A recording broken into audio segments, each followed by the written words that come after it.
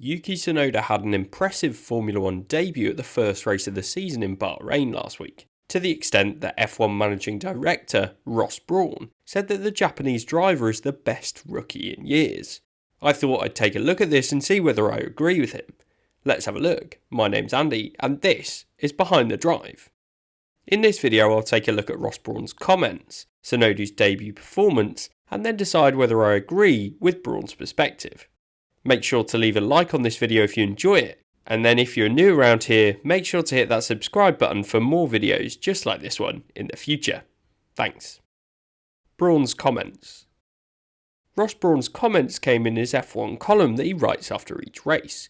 For full context, the line that he used was, "He is the best rookie F1 has had for years, having been fairly stunning in whatever series he's competed in." Now this has created a stir in F1 media circles, as Tsunoda has been put alongside esteemed company with some other rookies that have joined in the sport in the last few years.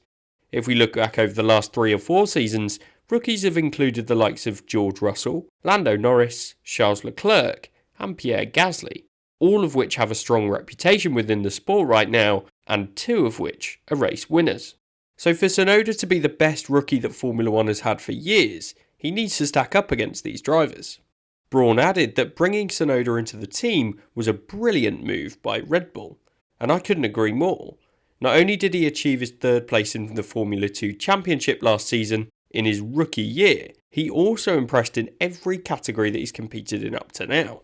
Back in 2018, the driver was competing in Japanese Formula 4 and took 7 wins on his way to the championship, racing for the Honda team.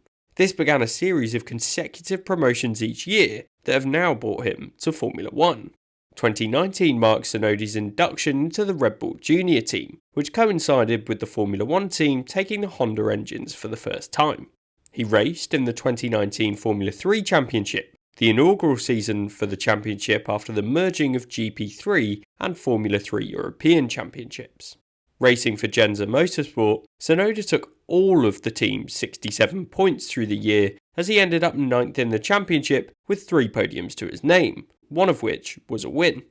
Alongside his F3 championship, Tsunoda also competed in 7 of the 9 rounds of the Euro Formula Championship, where he finished in 4th position with 6 podiums through the year, as he ended up on 151 points.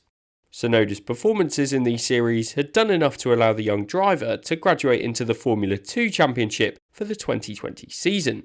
Joining the Carlin team, he was partnered with Jehan Daruvala, a fellow Red Bull young driver that would be his main competition through the year to compete for a seat in Formula 1. Both drivers had competed in F3 the previous year, with Tsunoda, as we know, finishing 9th and Daruvala finishing 3rd. So on the face of it, it was probably Daruvala who looked best placed to perform better based on the previous season's results and make that leap to Formula 1. But in what turned out to be one of the most competitive Formula 2 seasons in a while, it was Tsunoda that stepped up to finish 3rd in the championship in his rookie year, whilst Daruvala ended up down in 12th. Although it must be said that Daruvala's car was found to have had an engine issue, which only got sorted with a replacement 2/3 of the way into the season, at Monza.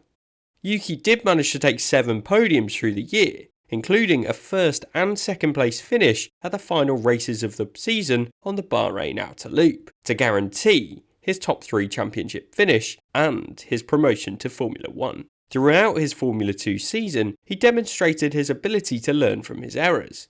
Take for example the first race at the Red Bull Ring, where on the first lap of the season, Tsunoda hit his Carlin teammate into turn 3 to take both drivers out of any real point scoring contention. Learning from this, Tsunoda then found himself taking an impressive pole position at the same circuit that next weekend, which he converted into a 2nd place finish in the feature race in wet conditions. During the race, he lost out to Robert Schwartzman after a radio failure meant Tsunoda failed to pit for fresh wet tyres when asked, as he didn't notice the pit board before losing too much time to the Prema driver. But either way, the 2nd place performance at the 2nd round of the season proved Tsunoda's ability to bounce back and learn from his mistakes throughout the year, which led to him reaching his peak at the final round in Bahrain.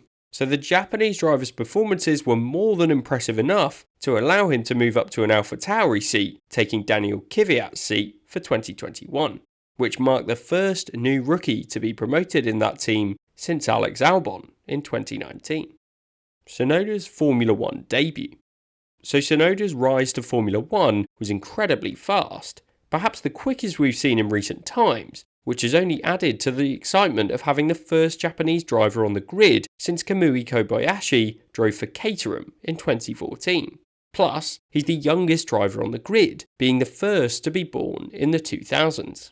There was a lot of anticipation for Yuki Tsunoda's debut, not only for the reasons that I've already mentioned, but also the young driver's performance in testing. Over the course of the 3 days, it was Tsunoda in the AlphaTauri that set the second fastest lap time, with a time that was just under a tenth of a second behind Max Verstappen's Red Bull. Yes, Tsunoda was being a bit liberal with DRS, opening it far before where the DRS zone would begin in actual race conditions, but he had proven that he was able to keep the pace up with his teammate and that the AlphaTauri car had the pace to compete further up the grid when compared to the 2020 season. Off the track, Tsunoda's paddock demeanour looks like he's a guy that's absolutely loving being a Formula 1 driver. You can see his smile through his face mask in every interview, and even the interviewers seem to be impressed by the fact that he actually seems to enjoy talking to them, unlike most other drivers on the grid.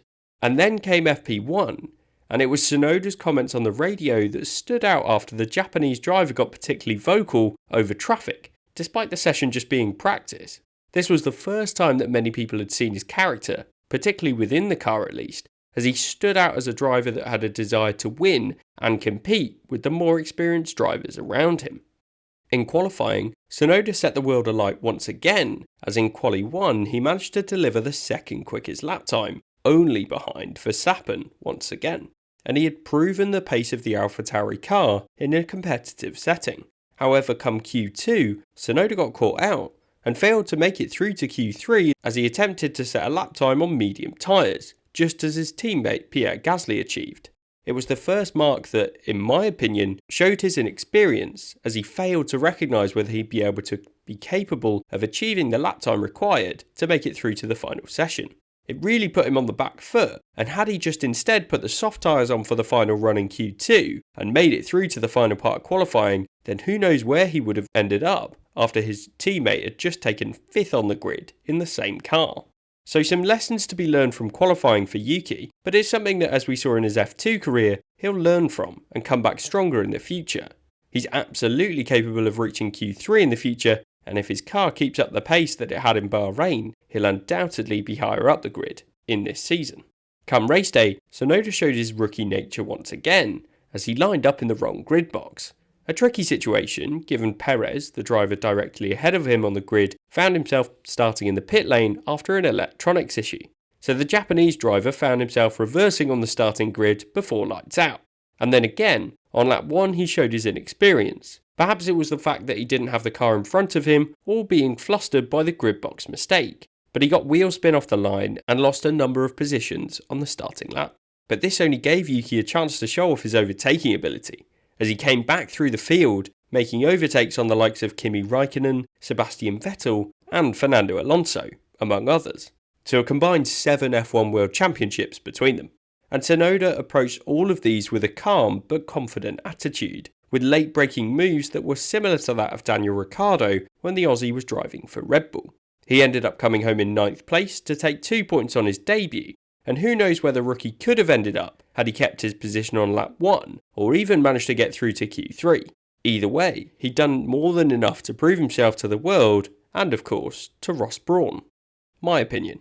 So do I agree with what Ross Brawn has said with regards to Yuki Tsunoda being the best rookie Formula 1 seen in years? Well, I wouldn't say Tsunoda's better than some of the other drivers that have come into Formula 1 recently, particularly when compared to the 4 drivers I mentioned earlier, in Lando Norris, Pierre Gasly, George Russell and Charles Leclerc. One thing I would say though is that I think Tsunoda is the most exciting rookie in years. His confidence in the race to make gutsy moves on far more experienced drivers shows that he has the ability to have a very strong debut season. Not only this, but Tsunoda also has a great car to deliver this season, and of the 4 drivers mentioned, he probably has a better car than all bar perhaps Lando Norris's 2019 McLaren. But there's definitely an opportunity for Tsunoda this year to take a solid number of points, and perhaps even a podium, as that AlphaTauri car is one of the best on the grid, particularly in qualifying trim. I'm massively looking forward to how Tsunoda does against the now fairly experienced driver of Pierre Gasly. It'll be an exciting battle between the two throughout the year, and if Tsunoda continues to learn from Gasly and from his own mistakes as he has done in the past, then I see no reason for the 20-year-old not to go on to have a great Formula 1 career. Plus, having Gasly as a teammate in your rookie year is a great benchmark, as he's a driver that won a race last year. And for me, Tsunoda doesn't even need to beat Gasly this year over the 23 race season to make his mark in Formula 1. One thing that I know for sure is that Helmut Marko and Christian Horner will be very pleased to see the Red Bull Driver Academy doing its job once again. And it's great to start to see the AlphaTauri team moving towards being a development and proving ground once again for the younger drivers to cut their teeth in Formula 1, with only the best to find their way to the Red Bull team rather than all of the options as we've seen in the last 2 or 3 years. The potential of Tsunoda to develop and grow in the future is definitely there, especially being just 20 years old, so he's absolutely one to look out for throughout the 2021 season and beyond. So that's my view on Ross Brawn's comment saying that Tsunoda is the best rookie in years. For me, he isn't the best we've seen in the last few years, but he's definitely the most exciting. Let me know your thoughts in the comments on Tsunoda's debut, and feel free to vote in the poll on my community page to find out what other Behind the Drive viewers think on this topic. And as always, make sure to leave a like if you've watched this far, and hit the subscribe button for more F1 videos just like this one in the future.